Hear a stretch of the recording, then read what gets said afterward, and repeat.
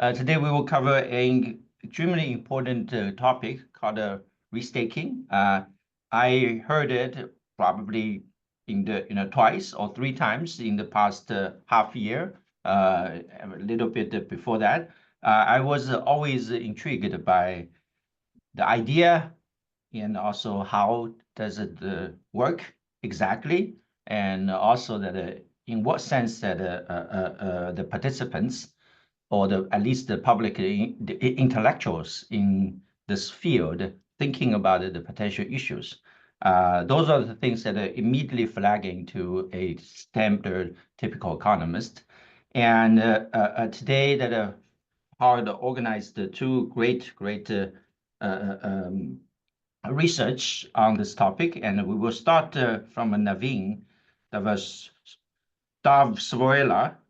He is a PhD student at Columbia, co-authored with the team Rough Garden, and the paper is perhaps it should be the very first paper to really just build up a framework so that we can play with it, so that they see that what really model tell us. And this is, of course, this is, almost all my entire community life is trying to do these type of things. That a framework is super important so that they shape our discussion. The second paper will be Mallesh Pai, and what they were doing is basically adding incentives and also strategic decisions into this framework so that they can talk a little bit deeper about the issue that I fundamentally gets intrigued. Okay, without further ado, let's start with Naveen, and each of them will about 30 minutes so that we will have a half hour in total for Q&A. Naveen, start. Thanks. I'll share my screen.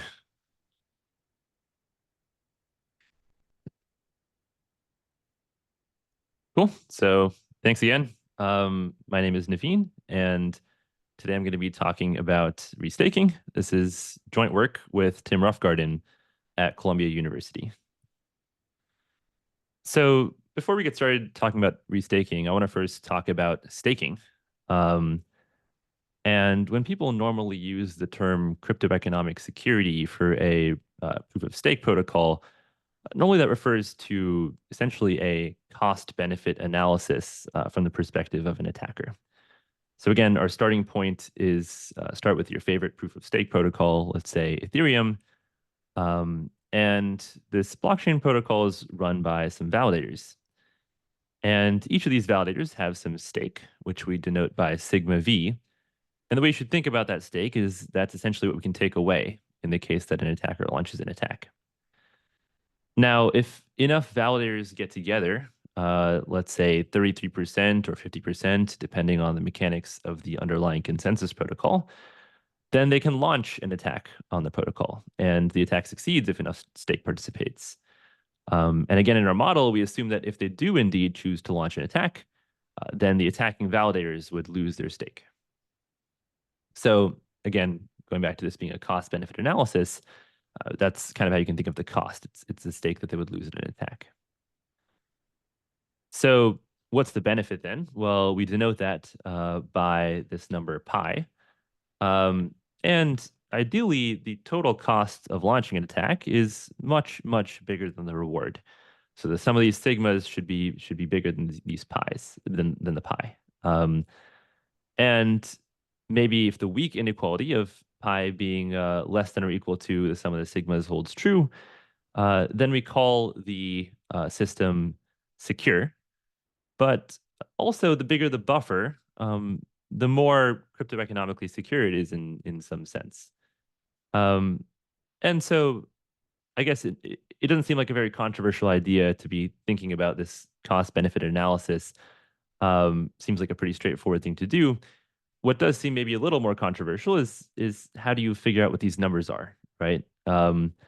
These sigmas, so maybe that's more concrete because there's stakes and those correspond to on-chain monetary amounts, but there could even be other considerations that people have, attackers have with cost. For example, a validator might lose reputation if it launches an attack. So maybe that should be factored in somehow. Or the pi is quite tricky, right? It might depend not only on the market cap of the chain, but also maybe how much volume is going through the chain and what apps or ecosystems are built on top of it. That's a very tricky task, and none of that is the subject of this talk. We assume that all of these numbers are given. So now where does restaking come in? The main question is validators, like, they essentially might be bored in a sense. They might have some spare cycles. And what should they really do with these spare cycles? And one high level idea that's caught on a lot of traction is essentially to make a matching market between validators and their spare cycles and services that are willing to pay for those cycles. So, what are the gains of trade from this matching market? Well, for validators, they can get additional yield on their stake or additional rewards. And for services, they get to inherit security and benefits from decentralization from the original validator set from the initial protocol.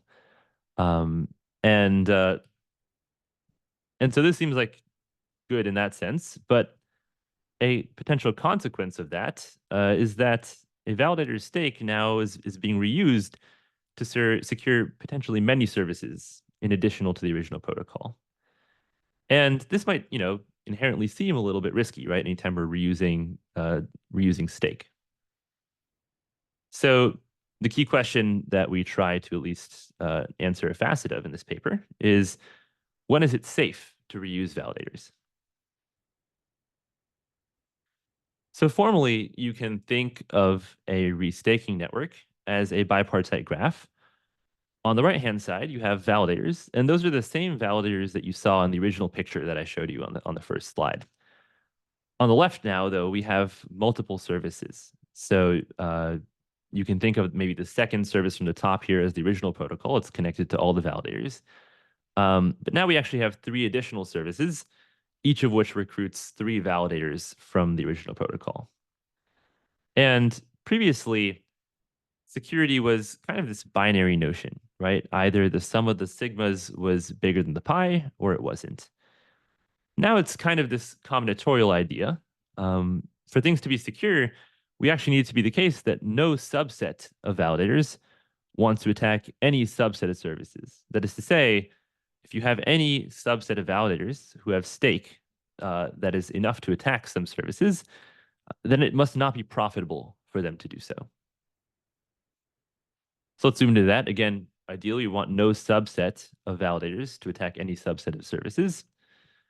And concretely, let's consider an example. So this picture is the exact same picture I just showed you in the previous slide, but I have replaced every single pi with a 1 and every single sigma with a 1.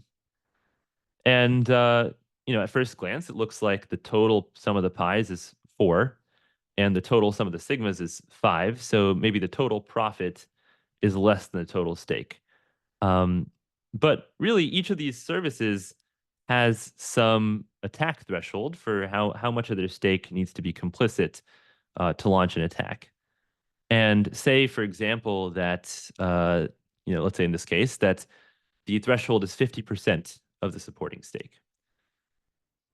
Well, in this case, a valid attack actually does exist, right? So you can take these middle 3 validators, and for the top and bottom services, these middle 3 validators constitute 2/3 of their supporting stake. For the second service, it's 3/5 of the stake, and for the third service, it's 100% of the stake. So for all 3 of these cases, it's at least 50%. And furthermore, the total profit that these validators would gain from launching an attack is 4. But the cost that they pay, the total stake they would lose, is only 3. And so it's actually profitable for them to do this. But on the other hand, if we were to actually double all of the stakes to 2 instead of 1, you could actually show that this is a secure network. So there's no subset of validators that can profitably attack any subset of services. And actually, this number 2 here, it's actually a bit of an overkill. I could have made each of these things 4/3 and not 2. And actually, you would still have that property of no subset of validators would want to attack any subset of services. So in a sense, this network is actually over collateralized. This 2 is overkill. And it's essentially over collateralized by 50%. And this 50% is going to be a very important quantity. This over collateralization factor is going to be a very important quantity later in this talk. So, yeah, sorry. Yeah. So ideally, again, security is good, but we'd actually like to have some buffer, right? So if you think back to the very first slide I showed you, ideally we have the sum of the sigmas being much bigger than the pi. And why is this something that we might want? Well, we might have mismeasured our pi's. Again, remember that was a tricky number to get. Or if you imagine that this is happening in some ecosystem where there's lots of validators and lots of services, you can kind of just imagine that random things are going to happen, right? You might have a service that is buggy and unintendedly slashes some of its validators, and some stake just disappears. In essence, having some buffer would be helpful, right? And so essentially, what we'd like to have true is even if we were to kind of poke our restaking network in the form of some small shock, so some stake disappearing, the network remains secure. So concretely, let's consider an example, right? And again, the concern was that we had a network that was secure by previous standards, but after a small shock or some stake suddenly disappearing, the service was no longer secure, or we're still actually after the service is not secure, and so a valid attack happens, and we're still maybe even a cascade of attacks happens, right? So some valid attack happens, those attackers get slashed as a result of launching that attack, and that might enable other attackers to launch subsequent attacks, right? So concretely, let's take the exact same example I had before, but now I've made these 2's go to 2 minus epsilon. So you can think of it as instead of being 50% over collateralized, it's maybe only 49% over collateralized. So it's still a very secure network, right? So Naveen, can Yeah. I just ask you some clarifying question? For sure. For someone who know the concept but didn't know exactly how to do it, in what way that you can think about this restaking? To me, is basically reuse the collateral to translate into a language of a network. So in this example, basically you add lots of edges, right? So in what way it's actually one-to-one to the idea of restaking? Great. Yeah. So this graph that I'm depicting, again, on one side, on the left side, you have services, right? And they each have some profit from corruption, which is what those pies were. On the right side, you have validators, right? And an edge here exists if that validator is restaking or essentially supplying their spare cycles to that service. So okay. Are the edges in this graph clear now? I think so. I think Okay. now I understand it. Basically, you're saying that, look, we know it's always over collateralized. Initially, I'm using the collateral to do this service. And then now you see that, look, I have some spare capacity. Can you use that capacity to another thing? So that's why you connect it to another node. And then that in that way that it is kind of like a first degree bilateral restaking, if I wanted to put it into the network language. That's right. It is a matching market. Yep. Okay. Thank you. Great. Yeah. So again, we're going back to essentially the same example we had before. Now, instead of being 50% over collateralized as we were when all of these validators had stake 2, instead we're kind of these validators have 2 minus epsilon. So we can think of it as essentially being, let's say, 49% over collateralized. And the concern was that, this graph, it's definitely secure by the original definition of security, but maybe after a shock, it's not secure, right? So we'll see that. So let's say now that the middle validator drops out. So this is not a small shock. It's actually quite a large one. This middle validator was 20% of the total stake, right? And so now the concern is that this enables additional valid attacks. And the thing to keep in mind, right, is that each of these services had a attack threshold. So what fraction of stake was required to be complicit to launch an attack, and that was 50%, right? And now because this shock has occurred and some stake has exited the system, these conditions for security might have changed, right? So now we can actually see that once this middle validator dropped out, now these middle two validators actually can profitably launch an attack on all four services. So concretely, each of these two middle validators, right, they constitute 50% of the stake of the top service, middle service, and bottom service, and 100% of the stake of the third service, right? So these validators both have the ability to attack these services, and furthermore, the reward they get from launching this attack is 4, but the cost they pay is only 4 minus 2 epsilon, so it's actually profitable for them to do so. And so really, this is essentially the whole idea of what this paper is trying to study. It's asking the question, under what circumstances is it not really a big deal that a small shock happens? So in this case, a shock of 20% ultimately led to a stake loss of 60%, right? 3 validators left because the initial shock was 1 validator, and now 2 additional validators launched an attack and got slashed. So 60% of the stake was lost ultimately as a result of an initial shock of 20%. And what we're going to focus on is asking the question, are there conditions we can place on this graph to make sure that if small shocks happen, this total blowup stays small? So, Naveen, I think this is a good time to just ask you. So you're mentioning the small shock gets amplified. In network, we typically do this like, not only the first degree, but also second degree, that kind of thing, so that you have this inverse of this matrix. So eigenvalue showed up, all these things. How do I see it here? Or you wanted to introduce later? So here again, the model is a small shock can happen, right? Yeah. And after that, that could enable some subsequent attacks. So in this case, some valid attack happened. See how these two middle validators were able to attack all 4 services as a result of a small shock.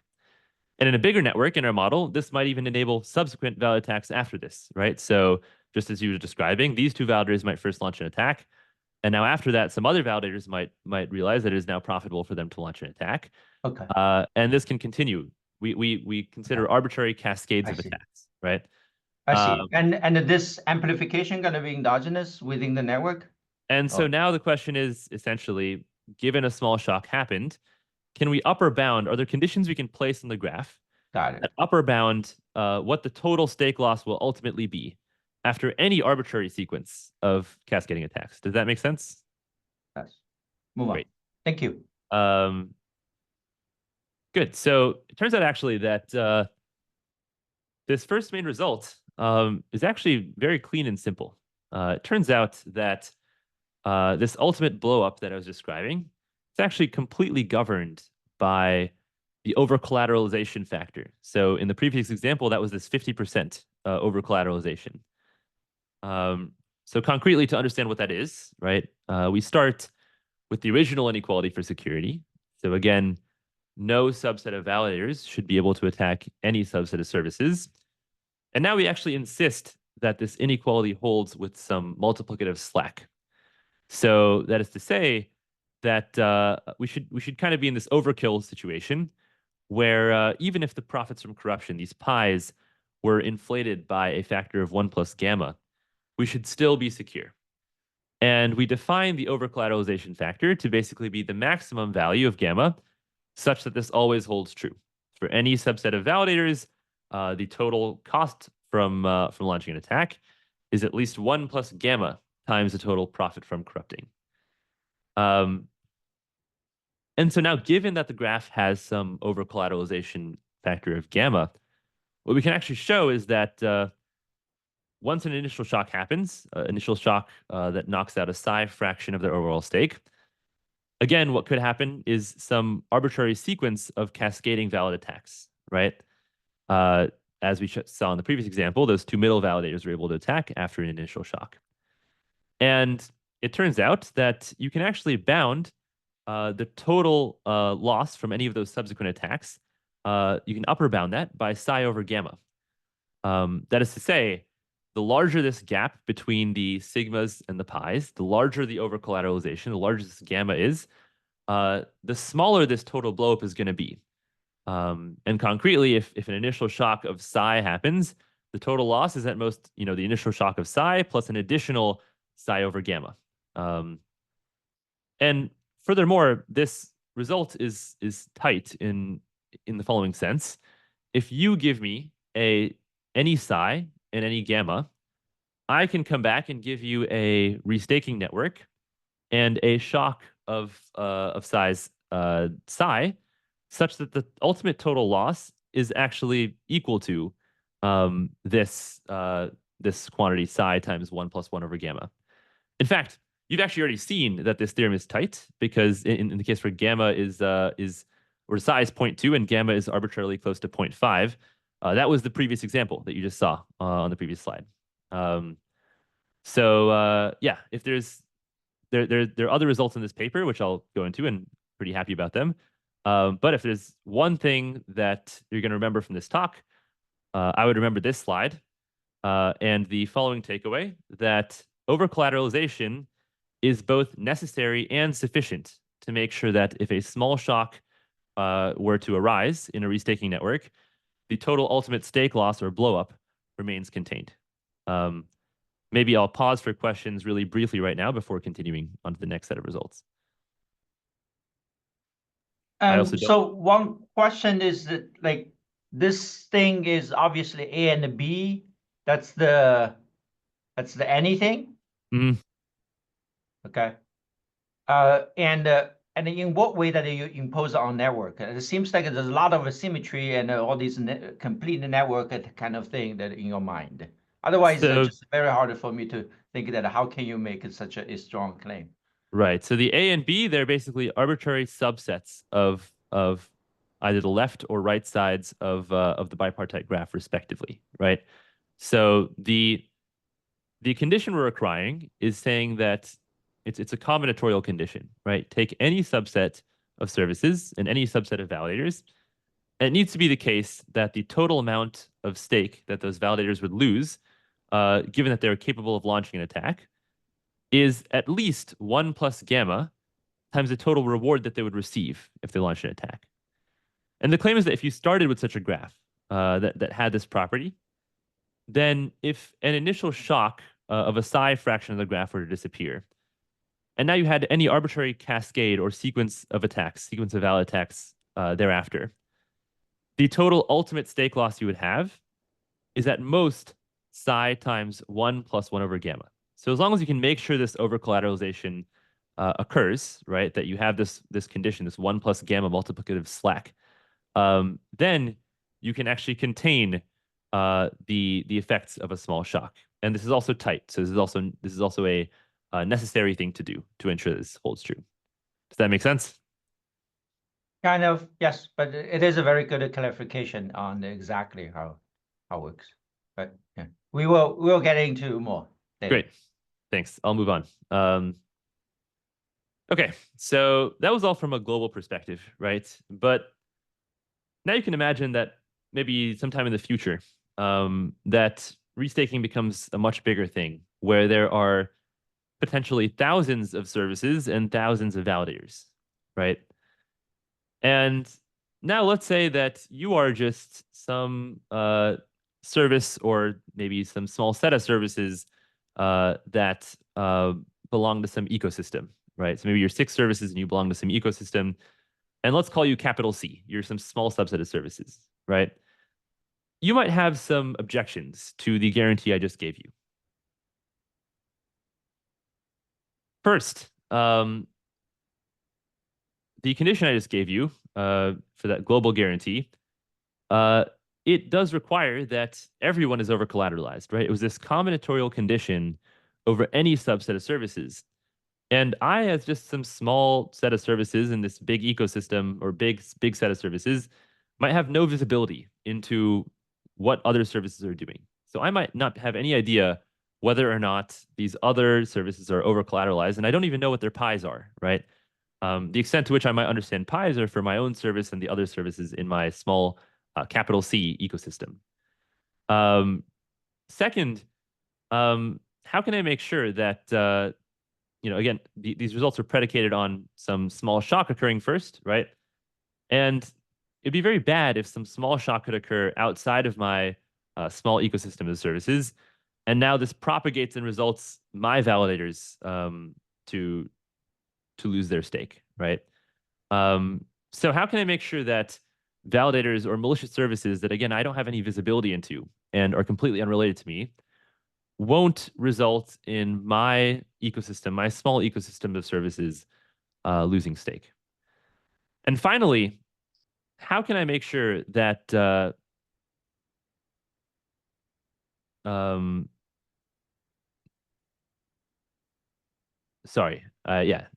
can I make sure that validators that are within my ecosystem, one second, I think I mixed up these two lines.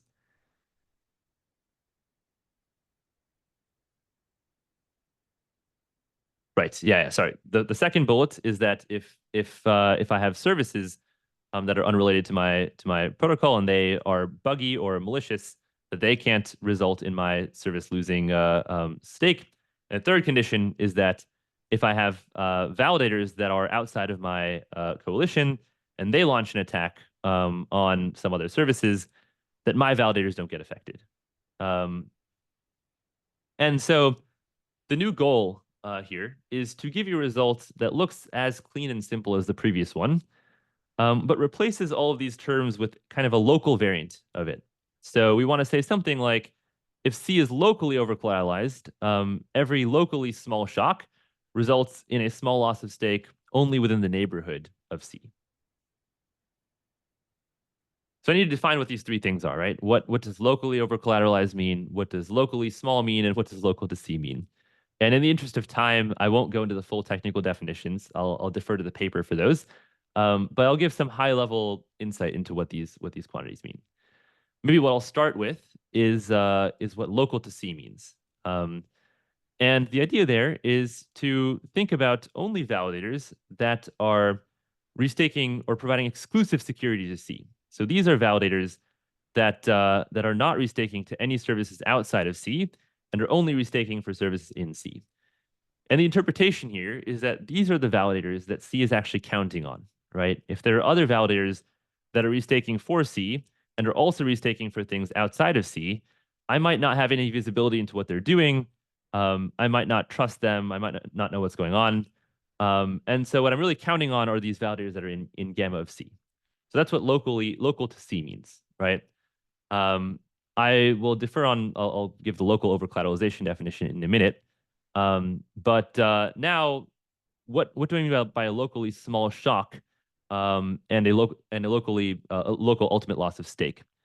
What I mean by that is that I'm interested in looking at shocks that happen only within my gamma of C validators, right? I have no visibility into shocks that are happening outside of the system, outside of gamma C. And I want to be able to get a guarantee that says if a small shock were to happen within my own gamma of C, and maybe an arbitrarily large shock was happening outside of my gamma of C, the total loss to my gamma of C security is small. And so it turns out, in order to make this this guarantee hold, we're going to need to make two technical compromises from the previous result. The first compromise is that we need to shift from thinking about valid attacks to what we call stable attacks. And I promise this is a well-motivated definition. Really, the idea here is that it's provably impossible to generate a local guarantee if you allow validators to free ride on other validators. That is to say that if there's really like a minimal small attack that could occur, but you don't, in your attack model, you allow other validators that make this attack non-minimal to join the attack, it's actually provably impossible to obtain a local guarantee. And the second compromise is what I meant by local over-collateralization. So it turns out it's insufficient to just over-collateralize the pairs A and B such that the validators in B can attack the services in A. Turns out that you need to also over-collateralize these additional set of things, which we call attack headers. And it really isn't a very complicated thing. The idea is that you need to make sure that things are over collateralized, even if validators outside of gamma C can join the attack, quote unquote, for free. And the meaning here is that validators outside of gamma of C could have attacked, could have lost their stake due to attacks on services that are outside of C. And so we need to make sure that even if this were to occur, we're still over collateralized. And the upshot is that we get a result that looks very similar to the previous one. So we still have this 1 + 1 over gamma blow up. And the theorem, as I hinted or foreshadowed from the two technical compromises, showed that we don't just need to make those compromises. It's not just necessary to make those compromises, but it's actually sufficient. If you make those two compromises, then it's actually possible to get this guarantee. And essentially what we show is that if you make sure that for any pairs A and B that are what we call these attack headers, if we make sure that they're over collateralized by this multiplicative factor of 1 plus gamma, then we get a similar result, that if a psi fraction of the overall stake now locally disappears within this gamma of C, then the total ultimate stake loss within the neighborhood of these services in C will remain small. Great. And so now to digress, a separate result that we also prove in this paper relates to the length of cascading attacks. So the results I showed you earlier, both for the local and global case, they consider these arbitrary. Sounds good. They both considered these arbitrary sequences of valid attacks. But cascades are interesting to study in their own right? It could be the case that if there's a very long cascade, this is maybe worse because it requires smaller modular units of attackers to attack than if only one big group of attackers could launch an attack. And so the main real cool result here is that it turns out this over-collateralization factor, in addition to making sure that the ultimate stake loss is small, actually guarantees that the maximum length of a cascade also drops. So roughly speaking, it drops from something that's linear to something that's logarithmic. So this really creates a large benefit if gamma is increased. So this is the final slide. It's just a summary of all the results I've shown you. I'm not going to go over them again, but feel free to take a look. Maybe the one thing I will highlight is that the main goal of our model was really to be as minimal as possible. Essentially, the thing to balance was to make sure that we still captured a very real facet of what risk means in the context of restaking, but without also focusing too much on any one particular implementation of a restaking protocol. And the other goal is that we hope that other researchers might want to build on our model. And I guess the next paper we'll hear is Mallesh, who I guess extended our work. So yeah, thanks. Happy to answer any questions. Thank you. We will move on, given the time constraint. Yep. So we'll move on to the second paper. This is exactly Chicha and Pi 2024 paper. Mallesh, please share. Oh, Hi. you need to, Naveen. Oh, okay. Yeah, good. I think Naveen's unshared. Let me just, let me put this in full screen. I hope everyone can hear me. And let me just share, and then we'll take it from there. All right. So just full screen this. All right, I'm just going to say one thing, which is in principle, given I'm full screen, I'm presenting, I don't think I can, I don't think I see questions as they're typed in. I don't know if one of you would just like to stop me and read them out, or I don't know if like attendees can just unmute themselves. Thank you. Okay. So thank you for inviting me. Thank you to the organizers, and thanks for coming to listen about this. So this is indeed very much sort of inspired by Naveen and Tim's paper. The origin of the story is literally that Naveen gave an early talk at a seminar, and Tarun was very moved by it. And he said, dude, we need to work on this. And the word we use in the crypto community is nerd sniped. So he nerd sniped me into this problem after describing their results, and that's how we're here. I'm Mallesh Pai. I'm a professor at Rice University, and I also, this year I'm actually on leave and working at Special Mechanisms Group, which is a division of Consensus. So that's what this is about. All right. So you've just heard one talk about restaking. And if I recall, well, I actually Googled this morning. Last week's talk was not about restaking, but it was about staking. I don't want to go too deep into the technical aspects of our paper. I just want to sort of frame, maybe make another attempt to frame on top of what Naveen said, or building off what Naveen said, what the restaking problem is and what we're trying to understand and get at. Though many of you are well aware of this. So in a proof of stake blockchain, staking serves two purposes, right? So people who are validators in the chain stake their tokens. These tokens cost money. So you have to buy tokens to stake, or you have to have them somehow. And by having these tokens, you can do two things. One, you can solve Sybil resistance. Remember, on the internet, you can spin up as many addresses as you want on a blockchain. So you can pretend to be many people. If there was no sort of constraint, then it would be easy for you to spin up many identities and hijack a chain. So by making it costly to buy tokens, we can make it more expensive to create fake identities. You have to put your money where your mouth is. So that's one thing that staking solves. The other thing that staking solves is economic security. And what does that mean? That means that your staked tokens serve as collateral to punish bad behavior. If in a given time you sign two conflicting messages, for example, we can see that you've signed two conflicting messages, that you're trying to do something funky that you should not do, and we can slash your stake. We can take that away, we can give it to the other participants, we can burn it, but we can basically make it very costly for you to do things that are not sort of things that you should do in the protocol. Now, why is this valuable? Well, the underlying security plus Sybil resistance means that actually transacting on this chain now has value, because you know that the people who are validating this chain are real, and that they, if they misbehave, they'll be punished. So you have some kind of underlying security that makes transacting on this chain valuable. On the flip side, of course, you have all these people who need to lock up their tokens, who need to lock up their capital in order to validate.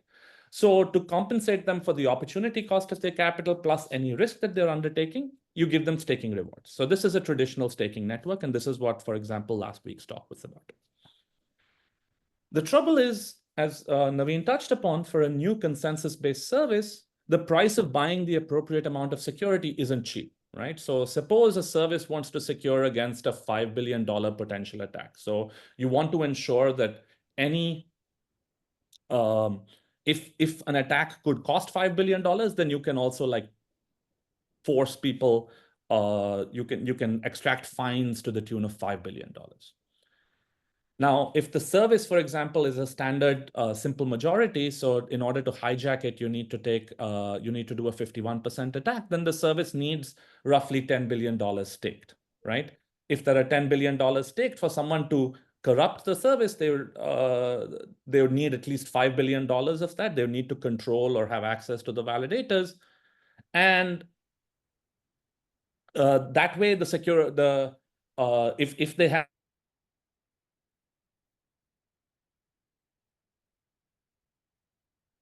a 51% attack, they can identify and punish $5 billion worth. So there is $5 billion of security. But current interest rates are like 5% right now. And when the current interest rates are 5%, it might be super prohibitive for a new service to jump in and actually get that much collateral. So 5% interest rates means you need to pay sort of an opportunity cost of 500 million a year, at least. Like that's just the risk-free rate. So that might be super expensive. So, and we talked about this idea of the reuse of collateral. So in traditional finance, which I believe, at least Zhiguo and Fahad are way more experts than me and many of you in the audience, we reuse collateral all the time, right? So we achieve capital efficiency via things like rehypothecation. So Lender takes collateral in order to give the borrower, make sure the borrower has incentives to return the money or behave well. But then it doesn't just sit on the collateral. It lends out that collateral for collateral for to get back some of that money, rehypothecates it, and then it can make additional loans or just achieve capital efficiency. This allows the lender to use less collateral but secure its own value. And this comes with its own set of standard risks that you guys in the finance community have studied in terms of these chains. One way to think of restaking is as a form of rehypothecation for staked assets. But unlike traditional finance, where you give up your collateral to somebody, that person holds onto your collateral and can rehypothecate it out of your control. Here, as Naveen pointed out, it's like a bilateral graph. So restaking allows the same collateral to be used to validate multiple services. These could be blockchains, but there could also be other services that rely on some form of consensus or economic security. So it could be a data availability service. It could be an Oracle. There's a whole bunch of services that are different services that are currently using these restaking services to get the underlying economic security. But unlike traditional finance, like I said, where you give up the collateral and at that point it's out of your control until you return the money and then you can get, or you should get your collateral back. Here, it's somewhat different, which is you as a validator, you're holding on to some amount of money, some amount of collateral. You can choose any of a set of services, which ones you want to stake with, and you retain control throughout. Does that make sense? I'll just pause here and see if there are any questions. I do have some questions. So this changed. So when Naveen replied to me, I thought I understood it. Now you actually clarify even more. I get more confused. So in what way that I always thought that this is just a rehypothecation. So thanks for using that term. In the traditional world, basically you have a treasury. You borrow from me, and then now all of a sudden your collateral is on my side. So legally, actually because it's a repurchase agreement, which means that legally, actually you already sold it to me. I just promised to buy back from you. So I own this, so I can do a lot of stuff. Obviously, you have a regulation or these things because of the issues that we all know. In what way that here that it's different? And you mentioned that actually is the collateral is always in the original owner, seems to be, while in the traditional world it's a repurchase. So let me try and clarify, and maybe it'll help, and maybe it won't. But so, like you said, in traditional rehypothecation, in traditional finance, suppose I take a loan from you. Okay, and I take $20,000 from you, and I give you the title of my car, as collateral. And like you said, at that point you own the title of my car. It's just that there's regulation, there's a repurchase agreement, and so on. You can go. You're probably, if you're a bank, you're not going to sit on the title of my car. You're just going to give that out to someone else, get more capital, and originate more loans. I have lost control at this point, right? Yes. Yeah. So here, on the other hand, what I am doing is I am saying, okay, I have 100 ETH. I'm going to take that 100 ETH and I'm going to choose personally that I am going to lend. I'm going to stake with services 1, 2, and 3, but I am not going to stake with services 4 and 5. And that means that if I behave badly, services 1, 2, and 3 in principle can slash me and have access to they have access to the economic security that I'm providing. 4 and 5 do not. So the connection is not like perfect. It's not a one-to-one mapping, but one way to think about it is like rehypothecation. The collateral reuse forms a chain. Yes. And in restaking, the collateral reuse forms a bipartite graph. And it stops at the first degree. And it stops, exactly. It's just a bipartite graph. Okay, that's way safer. Maybe that Maybe anyway. it's okay. So I don't want to claim this is safer. Maybe it is. Maybe it isn't. Okay. So that's why we have to do some work. Great Okay? clarification, and then let's move on. Yeah, good. Thank you. So in TradFi, as we already know, and I guess this is what we've been touching upon, a rehypothecation and can lead to a mess. Basically, if there's a chain, somebody in the middle defaults, then sorting out who owns what can be a mess. Here it's a bipartite graph. The hope so two things. One is the hope is that we can then use the structure of the bipartite graph to tell us about the risk of contagion, i.e. the possibility of some perturbation resulting in a string of profitable attacks.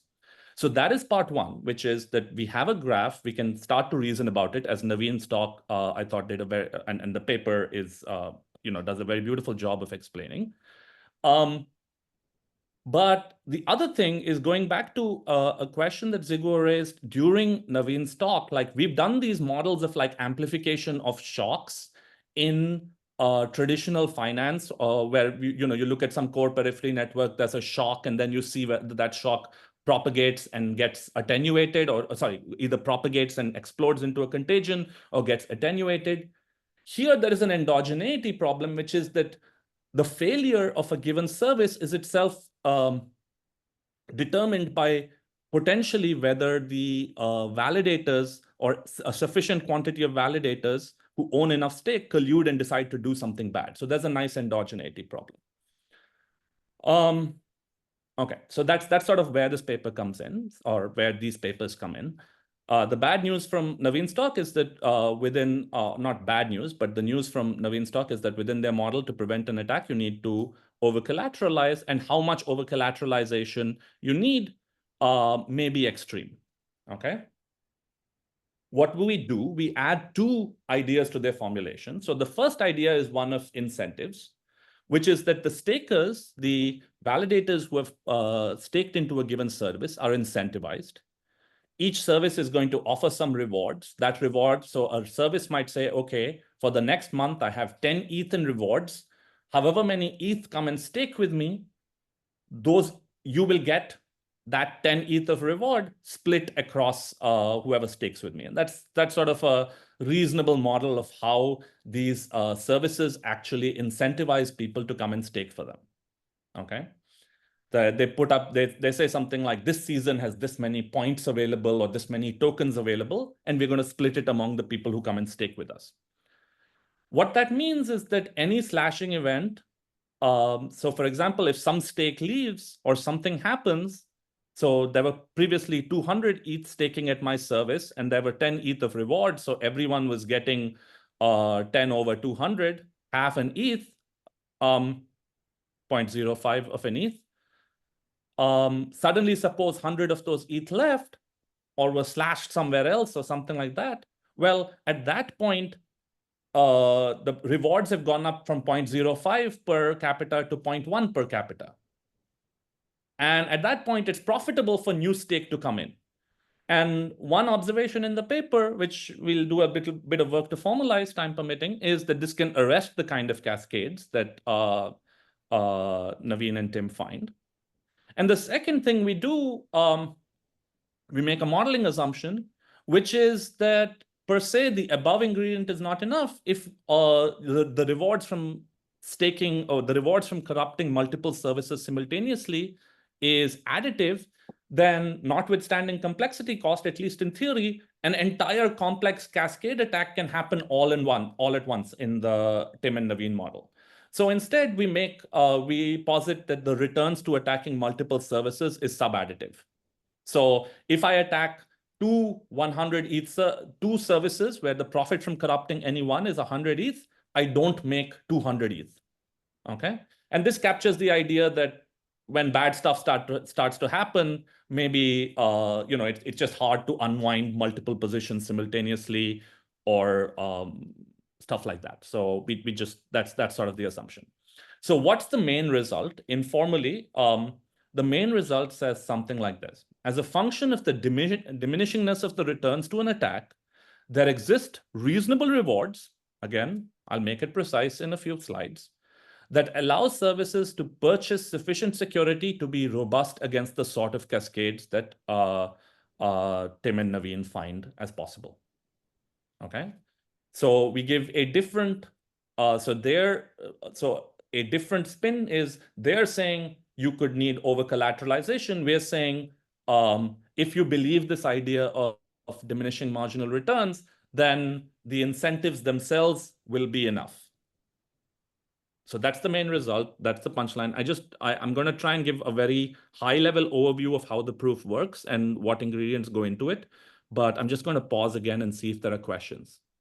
So Mallesh, can I, during Naveen's talk, and Yes. I believe that you're economist, then it must be very open to my chain of thought, which is that especially the statement that you were saying is that there exists reasonable rewards that allow for. There's a key difference between private individual incentive versus the social planners thinking. So suppose that I said that there's some rewards. Do individual nodes actually would like to buy it? Yes, that is so. Our individual nodes. So it points to this externality issue that are always in this system thing, right? That is exactly right. So you do. Here is. Sorry, we are going to. I should be maybe I'll give 2 more slides and then you can tell me if it answers your question. Good. Okay, so let me just give a little bit of formalism. So let's remind ourselves of the model of Tim and Naveen. So there's a restaking graph. Okay, and this is characterized by a bipartite graph. S is a set of services, V is a set of stakers, E is the set of edges between services and stakers. We call it V because it's validators. Sigma is a vector of stakes. So each validator has associated with it how much money. Think of it, we'll just think of it as measured in some numeraire, dollars, ETH, whatever you want, but one common numeraire. Pi is in the same numeraire is the profit from successfully attacking a given service.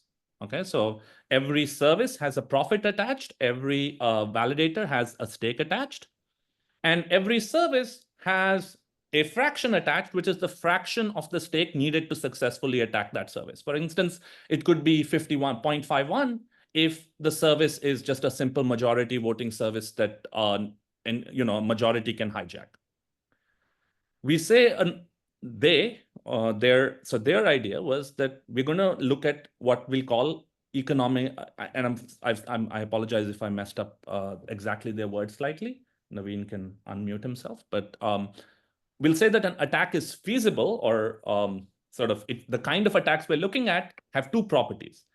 An attack is a subset of validators and a subset of services such that, firstly, it is profitable for that subset of validators to attack that subset of services. So the profits from the attack exceed the cost, the slashing cost, the amount of stake that you will forego if you do this attack. The second thing is that every service in that set has to be attackable. So this set of validators, have to control enough stake to be able to take over each of the services. Okay, so this is what we call a feasible attack, or an attack that is profitable. We're going to add a few more primitives to this model. So the first thing we're going to do is we're going to say each service offers in each period. We're going to look at a dynamic model like them. Each service is going to offer a reward. That reward, RS, is going to be some number, again measured in the same numeraire, that is going to be split pro rata among stakers of that service. So if there are 2 stakers that have, one has put in 1 ETH and the other one has put in 2 ETH, then the rewards will be split in the ratio 1/3 and 2/3. The second thing we're going to have is that any staker will suffer a constant cost to stake at the service. This is like just how much work I have to do, how much AWS credits I have to pay to do the work that service requires me to do. This does not scale with the amount of stake because I just have to put up one AWS box and do whatever work the service needs me to do.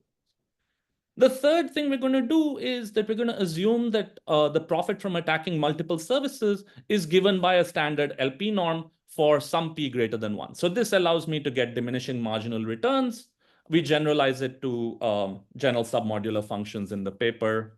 Some of the results need more clarification there, but this is the general idea. Okay, so these are the primitives.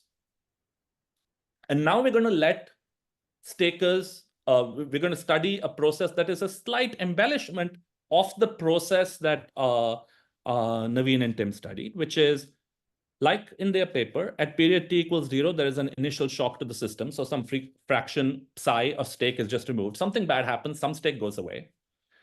Everyone then goes ahead and they offer a reward for the next period. Okay.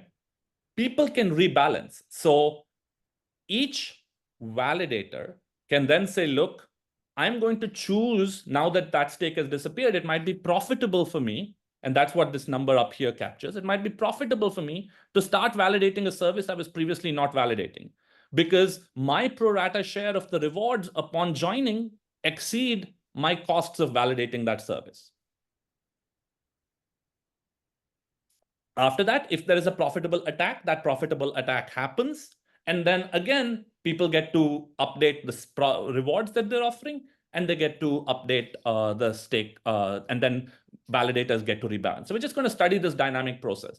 Just remember, for purposes of comparison, Tim and Naveen's paper was, there was a graph. That graph is, we start from a graph, there is a shock, and we want to know how does that shock propagate in terms of what sequence of, like, once that shock happens, what sequence of feasible rewards here, or feasible attacks, how do those propagate, and how bad can it be? We're going to just muddy up that process or try and arrest it by saying, well, people aren't going to stay still. After a shock happens or after an attack happens, the services are going to offer rewards.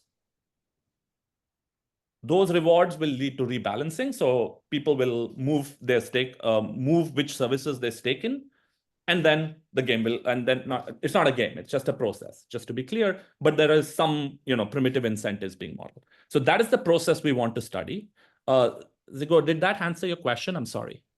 It's not exactly, but it clarify even deeper question, which is, can you allow for the edges to be newly formed? Basically, I'm asking, like, you're getting into a little bit of competitive market where you're competing for the supply or buy or whatever in the language we typically use. So then, these edges, perhaps a lot of times will be endogenous. So I assume that Naveen didn't do that, because that's to take the network. They just start, they have a given graph that they start with. In your model, is this allowed, or you basically take that thing, try to think about it, if it's broken, can someone to... Exactly. So that we again start from some given starting graph. That's just the state of the network at the time of our starting analysis. And then we say, look, something bad happened. Something bad happened, and 10%, some guy decided to just leave the restaking network. 5% of the stake disappeared. Now, can we just take that process, instead of just letting the process play out on the given starting graph that they did? We're going to let this process play out instead, which we think models some initial incentives. Okay. And there's some other new guys, will they come in, basically, entry? There could be... Not entry. Because, in my mind is that whether you keep the network graph as given or not, that's the key question. Yeah, so we could have some, we allow for, and we need the possibility of some people who are sitting around who have not staked in anything previously. Got it. Because otherwise, here's the problem, like the problematic graph is something like, there was 101, like literally the profit of corrupting the whole network was 101% of the, or was 99% of the probability of the total amount staked. So if you have a 2% shock, now the entire network can be wiped out, right? So you need some amount of stake that is able to enter. Yeah. Now I understand that. Yeah. All right. And yeah, I'm sorry. I have only a few minutes, so let me just tell you. So there exist rewards such that for a constant... You have about 10 minutes. 10 minutes, okay, yeah. Because initially was a bit... Yeah, okay. And I also intervened, so... Okay. Sorry. So there, basically what we have is we have rewards. We can basically say that for rewards, and I'll show you that, I should have had the corollary about how big the rewards need to be. But for rewards that are not too big, we can basically say that the amount of additional, so remember Naveen and Tim's paper basically said that as a function of the small reward, as a function of a small shock, the amount of total loss depends on the over collateralization. We are saying that there exist rewards such that for a small shock, the total loss is the small shock plus something that depends, plus something that scales with the number of services, or scales with the inverse of the number of services. So in a large restaking network, you shouldn't expect big, small shocks to identify into big, to expand into big shocks if you buy our model, and you buy that people are appropriately, following this process. So let me just give you a flavor of the proof. The paper is available online, and I think it's linked from our websites, or it was circulated, but it's available on arXiv. You can just search this title. So here's the idea. So the first part of the idea is very straightforward. It's literally where we do a bunch of the work, which is, but it's just an accounting exercise, which is to say that, look, we put in this assumption that the profit from like blowing up multiple services does not scale linearly, it scales sublinearly. And what that is going to do for us is that it's going to say any single attack has to be small. You can't just blow up the whole network at once.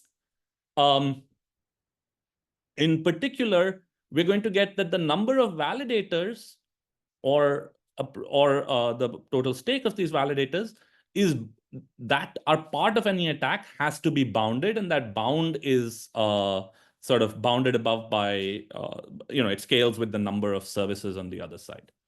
So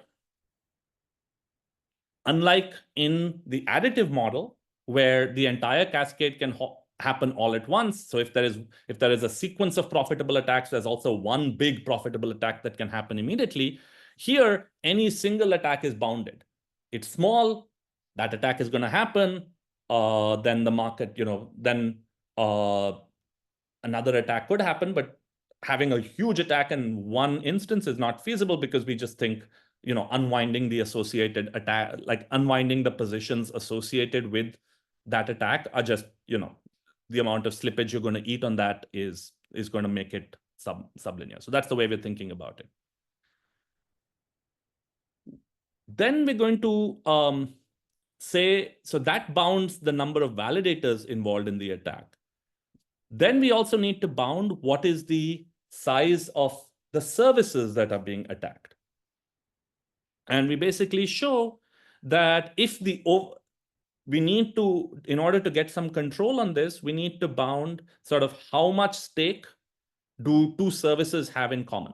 So you take two services, S and T. If there's only one guy who is providing the same 100 ETH to service S and service T, then really, that's double counting. So you can intuitively imagine, and this is standard from finance, that you don't want correlated risk. So here the correlation, it's not correlation in the stochastic sense, but here you don't want the same guy reusing collateral at any too much at any two services as a fraction of the total amount staked at those two services. If it's too large, that is obviously going to be a problem. But we show that because of our proof methods, we can't have it be too small either. We're working to relax that, but we gave up for a while. And if we indeed can show that if there's this nice Goldilocks quantity where the amount of stake, in the fraction of stake that is in common across two services is neither too large nor too small, then the set of services that is wiped out in any attack is also small. Okay. Then we show that for any cascade. So take the Naveen model and take a feasible cascade that could have happened with just sublinear attacks, but don't allow dynamics or rebalancing just yet. So this is a cascade that could have happened. If the rewards are roughly, they scale with the services to the power 1 over p. So as you get closer and closer to linearity, you need to offer higher and higher rewards. But if you're further and further from linearity, then you can offer rewards that don't scale too much. Then we show that the rebalancing is basically going to arrest the attack right here, arrest the cascade. So whatever attack happened, whatever cascade was feasible under their model, right after the first one, you can offer sufficient rewards, everyone will rebalance inappropriately, and then the rest of the old cascade is no longer feasible. Further, given these high enough rewards, we also show that it's not the case that some new attacks that were not previously possible before are possible now. So that's sort of, these rewards are just causing enough fresh stake to come in that everything just stops right there, and the world moves on. And then you just have the bound from the fact that we already bounded the size of any feasible single attack. Okay. What 1 else or 2 minutes. Yeah, okay, fantastic. So let me, there's a bunch more stuff in the paper. The rewards are sort of grow at the same rate as S to the 1 over P. That means that for large P, so these rewards can be quite small. We have a constructive algorithm to compute these rewards, and these rewards are local, so it sort of nicely complements Naveen and Tim's local over-collateralization stuff.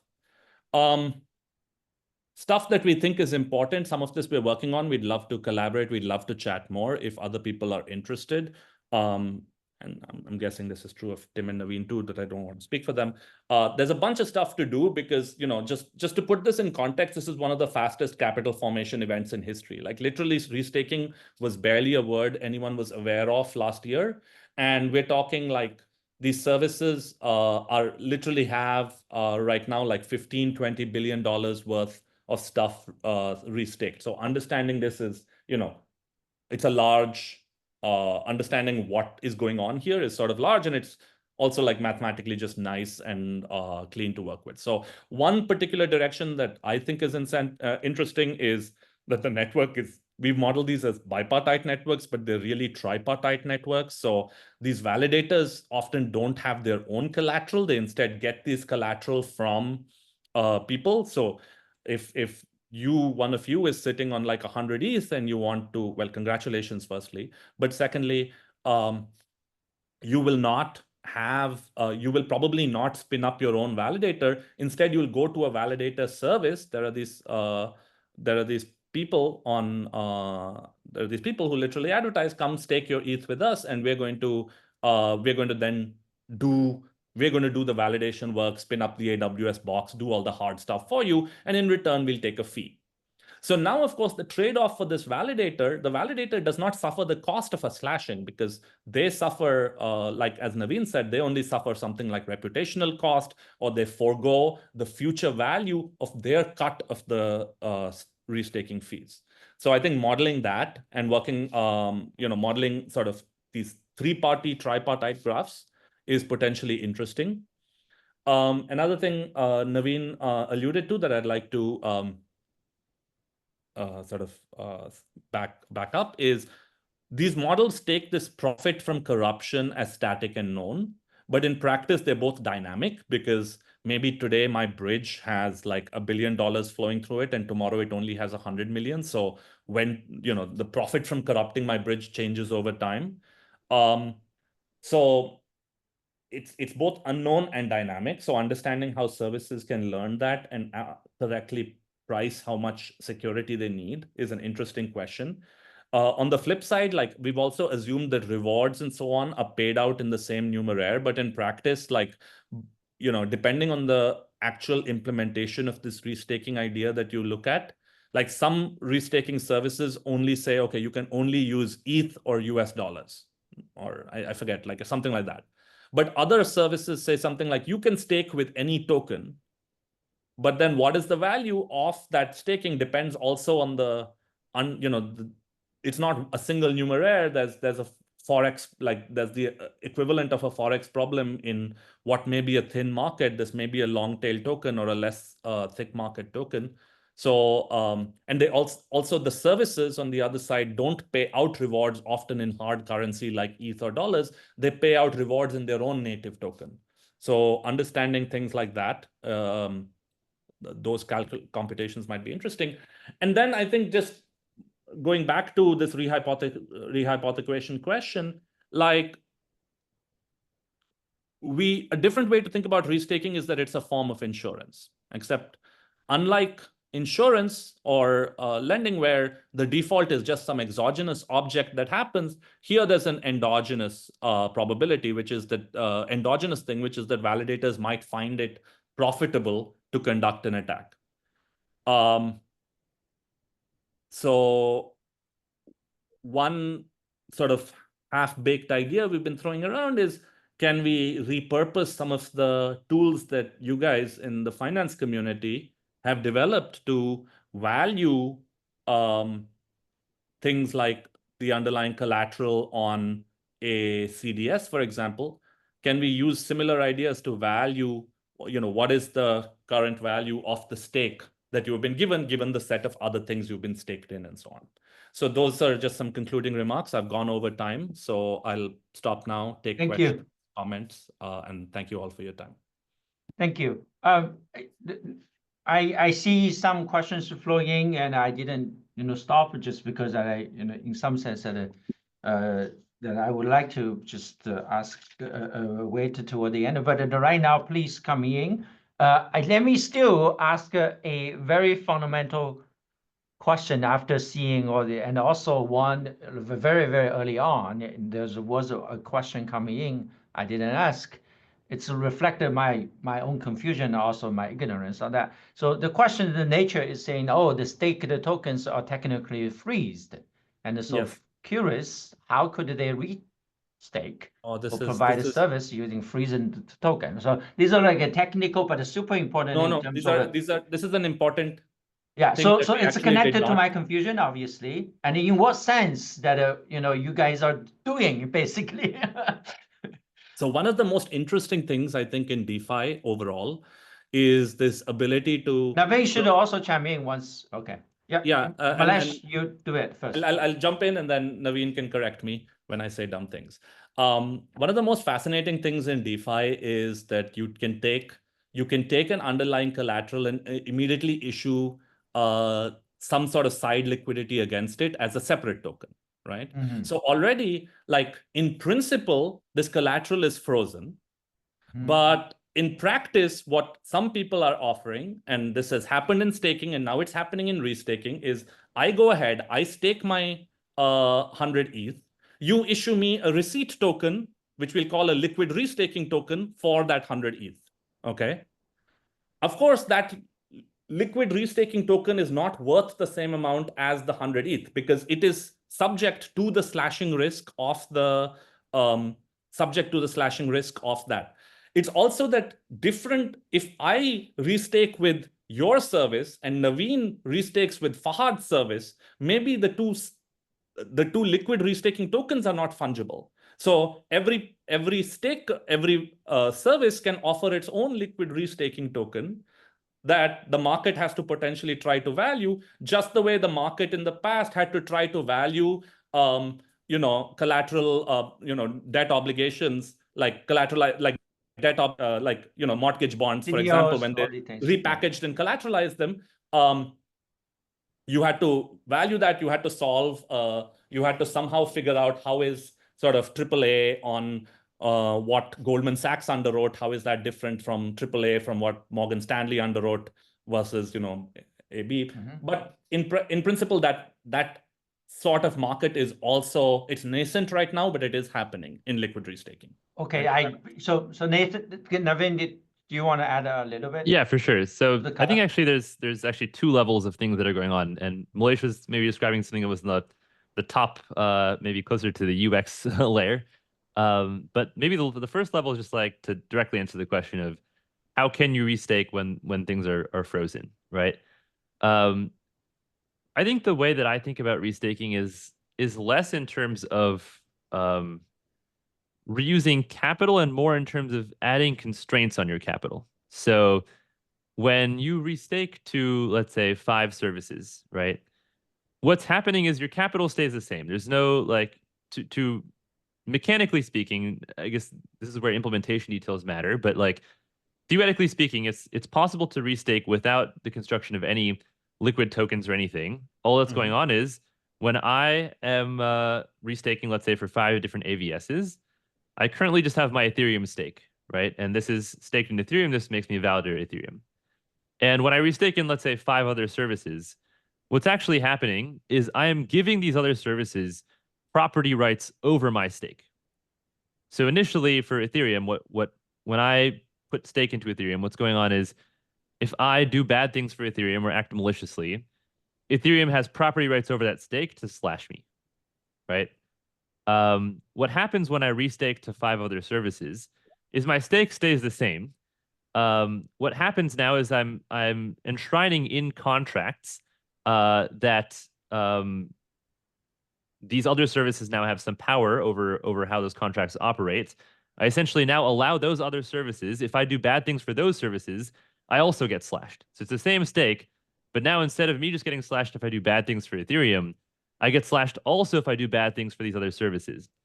Now, mechanically, in terms of how, from a UX level, these contracts work and whatever, and that's where you get into these liquid tokens and other stuff like that. But mechanically speaking, in terms of theoretically, what is actually required for restaking to take place, you don't really need these secondary markets. I guess people like them because you know people make money off of them or whatever. But can I ask yeah. a fundamental question, which is to kind of so there's a difference between anytime you have a new product, you think about a financial product. There's a key difference in the following way that you were explaining. So now I think the way you think about the restaking is basically that reducing the bilateral collateral fraction. Like let's call it M. Usually saying this service I need 2. Yes. And I have 3, and I basically split it 2 and 1. But importantly, initially seems to be that the Ether initially they want a 3. Yep. Now the question is that when I use 1 out of the 3, so I split them, do Ether know it? So initially there must be a individual bilateral contract. So Ethereum knows it, but it's not subtracted from your Ethereum stake. Essentially, Ethereum. That's fake security in people's mind. That's exactly what the financial world are worried I'd like to about. clarify this. So you're not making fake money, which you are now staking at other things. You're really adding additional constraints on the slashing conditions for that capital. So in World 1, there's just Ethereum. You had 3, let's say 3 Ether in Ethereum. 32 is the standard number. Yeah. You have 32 Ether in Ethereum. And the name of the game was if I did anything bad for Ethereum, Ethereum has power over this 32 Ether. They can get rid of it, right? Yeah, 3. And so now what's happening is, let's say there's another service. Let's call it, I don't know, service X, right? Yeah. And I'm going to restake for service X. Yeah. Mechanically, what's happening is the same 32 Ether is staying there. There's no new Ether that's coming into play. Yeah. What's happening is now I provide services for service X. Yeah. I use my spare cycles as a validator to provide services for service X. And now what happens is service X also gets property rights over my 32 Ether. Yes, that's a fundamental issue. All these are the things that just it is not, yes. I guess it depends on what you mean. I don't really understand if this is it's not quite an issue. Really, what's happening is I am providing an additional service. I guess the insofar as there is risk, which is what the paper aims to capture, is that now you have 2 things that have property rights over the same stake. Yeah. Right? Yeah, it's also that does the Ether knows that I actually the stuff so mechanically in the manufacturer or warehouse, actually half of them belong to them. So that's the issue to me. So it's so you're not splitting into, let's say, 16. I guess implementationally and on Eigenlayer, you actually do split into 16 and 16. But like, let's let normally Mallesh talk. It seems like he is in the middle. No. I'm agreeing completely with what Naveen was saying. I was just moving my just Okay. moving myself into a more but please, Naveen. Yeah, what I was saying is that there's basically two worlds. Let's say service X, in a world without restaking, when service X enters and you want to be a validator for service X, right? If there's no restaking, what happens is I have my stake for Ethereum, and now I also have new stake, which I essentially lock up new money for service X. And these are totally independent things, right? Maybe service X slashes me if I do bad things for service X. Maybe Ethereum slashes me if I do bad things for Ethereum. And the collateral I have on the line for these two different things are totally independent in a world without restaking, right? Mm-hmm. In a world with restaking, the idea is I have some initial stake, which I've already put with Ethereum. With service X, instead of providing new stake and making this an independent thing, I'm essentially giving service X property rights over my stake. So now service X has the ability to slash me. I do understand that. Has the ability to slash me. In exchange, I get some additional rewards from service X. Yes, yes. Now, Can I just clarify one important thing? Go for it. Does Ether knows that I'm using the collateral to earn more actual reward? That's the key issue. It is a smart contract on Ethereum. I guess the follow-up question I have is, what does no mean from your perspective? No means that exposed, also ex ante. Like ex ante, do I take into account that exposed, maybe all the stakes there is gone?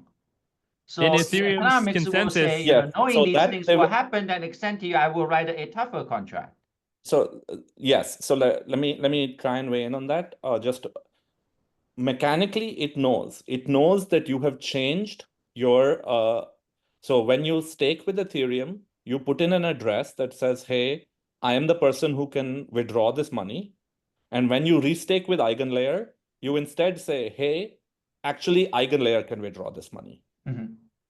Okay, so that is physically at the level of the smart contract, EigenLayer smart contract, and that's the EigenLayer implementation, just to be clear.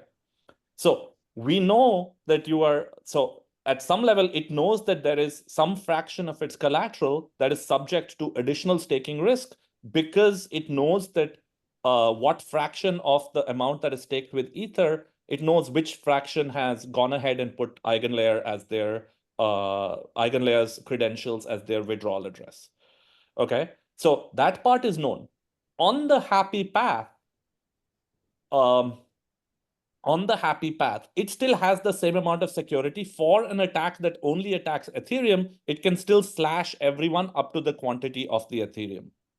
Okay. Similarly, the whole point of Naveen's paper is to understand what are the additional risks from the fact that since I have taken my 1 ETH and staked it with Ethereum and then restaked it with EigenLayer, what is the additional risk that I might say, hey, I'm double counting this ETH, let's attack both things simultaneously, right?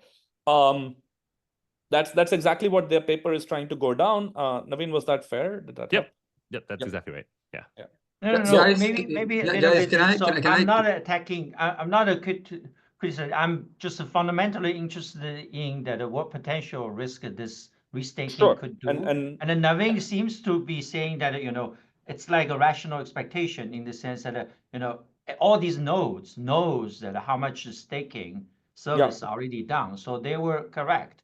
What I worried is that there's a big growing market. Yep. And then if somebody getting caught without knowing the other guy is doing restaking, that could be. So I guess also to clarify, I was not at all trying to say that there is a rational expectation which makes things safe. In fact, the whole point of the paper is to understand / quantify the blow up risk of having shared stake between different services. What I was trying to say is that the main way I would think about restaking is that it is essentially sharing stake between multiple services, less so leveraging. I guess I would describe it less as leveraging and more as sharing stake. Though in terms of the implementation, as Mallesh was mentioning, leveraging has now also entered the picture. But I would classify that as a secondary thing that is not studied in what I talked about. So Fahad has a clarified. So we don't have to. Fahad, please. Yeah, so I think it gets to a little bit of the discussion you guys are. So Zhiguo, when you were asking, does Ethereum know? And then Malesh alluded to, I think, what we might describe as native restaking, where when you stake with Ethereum, you give the sort of withdrawal address as eigenlayer rather than yourself. And so, yes, the protocol knows in some sense that the address well, it probably doesn't know it's eigenlayers. Everybody knows it knows the address. But I think to your point, the thing is that, and this is related to what Naveen was saying, like after the Ethereum protocol processes the exit, it's going to go to the eigenlayer smart contract, and that's going to run a bunch of conditions on it. So I think that's what Naveen was saying, like you're just imposing more conditions. But the point is that, look, imagine I stake and then I restake through eigenlayer in this process we just described, and then I misbehave on the ABS.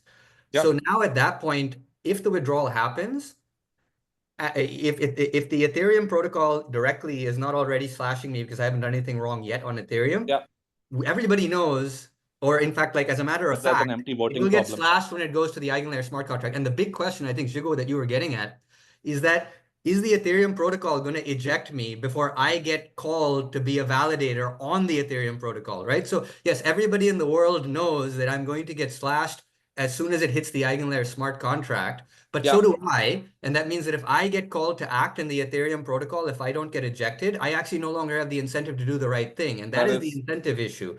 And so the real technical question here is, are we in a setting because of the technology that we sort of resolve this friction about the fact that effectively I misbehaved on this ABS and I can be automatically ejected essentially at that moment in time so that I won't get called to act in a situation where I no longer have the incentive to do the right thing. And I don't believe that's exactly been resolved yet, but I believe there is a way to sort of resolve it. Yeah. That has not been resolved yet, and that is, I mean, there is. I think that's the substance of what Zhiguo's concern was. Perfect. Thank you. Okay, so for brief periods, this can be a concern, and this has animated the let's say Ethereum community and maybe now other restaking communities exactly for that reason. So if you search, like Vitalik has a blog post on don't overload Ethereum's consensus, and that is exactly like referring to this problem that some of this is going to start causing, we need to think carefully about the interaction between these things. But for now, everyone is willing to there's no way to stop this experiment from running. This is a permissionless network. The smart contract is going to be there.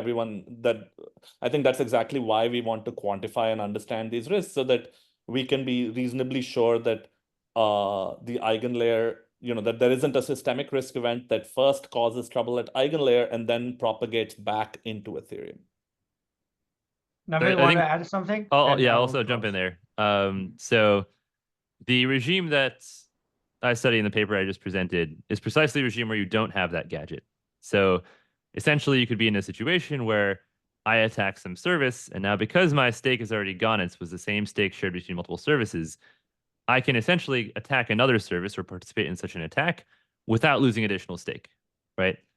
And the main upshot is that if you have sufficient over-collateralization across services and validators, then even in a regime where you don't have such a gadget that automatically ejects people, in the case that they've misbehaved on some AVS, you can make it so it's actually never profitable for them to simultaneously want to attack multiple services. Now, of course, such a gadget would be helpful, right? If you did have that gadget, you might not even need to have large over-collateralization. You could just have it be the case that as soon as someone attacks one thing, then they can't attack something else. And in essence, you don't have simultaneous attacks. But if that, it seems tough to make that gadget, especially because it needs to resolve an oracle problem between multiple services.